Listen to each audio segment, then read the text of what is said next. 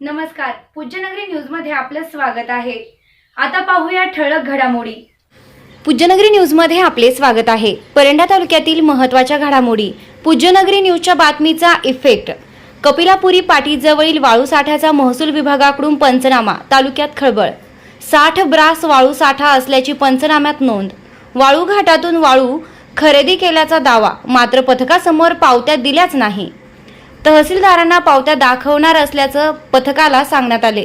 प्रकरण दडपण्याचे प्रयत्न सुरू असल्याची चर्चा। वाळू साठा तात्काळ जप्त करून कठोर कारवाईची नागरिकांची मागणी। आता बातमी विस्ताराने। परंडा तालुक्यातील कपिलापुरी पाटीजवळील बांधकाम स्थळी साठवून ठेवलेल्या वाळूच्या साठ्याची महसूल विभागाने शुक्रवार दिनांक 10 जुलै रोजी पंचनामा केल्यानं तालुक्यात मोठी खळबळ उडाली आहे। वाळू साठ्याबाबत पूज्यनगरी न्यूजनं वृत्त प्रसारित केल्यानंतर महसूल विभागाने घटनास्थळी धाव घेत कारवाई सुरू केली आहे। स्थानिक नागरिकांनी कपिलापुरी व वाघेगव्हाण नदीपात्रातून अवैधरित्या वाळू उपसा करून हा साठा करण्यात आल्याचा आरोप केला होता। महसूल पथकानं केलेल्या पंचनाम्यात 45 ब्रास आणि 15 ब्रास असे एकूण सुमारे 60 ब्रास वाळूचे 2 स्वतंत्र साठे आढळून आल्याची माहिती समोर आली आहे। दरम्यान संबंधित बांधकाम स्थळावरील अभियंत्यांनी ही वाळू अधिकृत वाळू घाटातून खरेदी केल्याचा दावा केला आहे। मात्र पंचनाम्यावेळी महसूल पथकासमोर खरेदीच्या पावत्या सादर करण्यात आल्या नाहीत।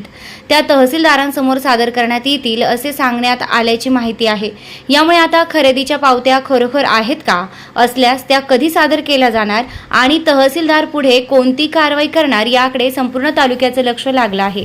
दरम्यान प्रकरण दडपण्याच्या हालचाली सुरू असल्याची चर्चा परिसरात रंगली असून सत्य समोर आणण्यासाठी महसूल विभागानं संपूर्ण चौकशी करून वाळूचा साठा तात्काळ जप्त करावा, दोषींवर कठोर कारवाई करावी आणि सर्व कागदपत्रांची पडताळणी करावी अशी जोरदार मागणी नागरिकांकडून केली जात आहे। चालू घडामोडींचे अपडेट्स जाणून घेण्यासाठी आपल्या पूज्यनगरी न्यूजला सबस्क्राइब जरूर करा, लाईक करा, शेअर करा व कमेंट देखील करा। बेल आयकॉनवर प्रेस करा व नोटिफिकेशन्स मिळवा।